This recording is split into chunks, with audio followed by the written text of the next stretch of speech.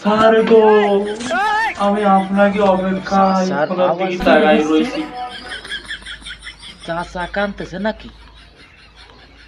আমি তো চাচার কাছেই আসলাম, গিয়েই দেখি। কোন সময় আপনাকে ফোনটা আসবে আর আমার মায়ের খোঁজটা পাবো।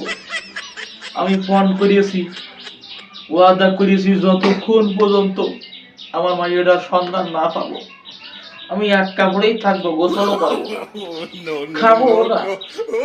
আমার মাইয়াটা ছাড়া আমি খাবো না। কনে গেল মাইয়াটা? সে খাইয়ে আসে কি না খাইয়ে আসে? চাচা, সেটা ভাতিজা। হয় তো আসো। এখন তুমি কাঁদতেছো কেন সেটা আমাকে বলো। ওরে কাঁদতেছি কেন রে? আর কইস নে রে বাবা, আর কইস রে। আমার সে মাইয়াটা নিখোঁজ হয়ে গেছে কদিন ধরে, ফালাম না। ওই তো আমি তোমাকে বলেছিলাম যে মেয়েদের হাতে ফোন দিবা না।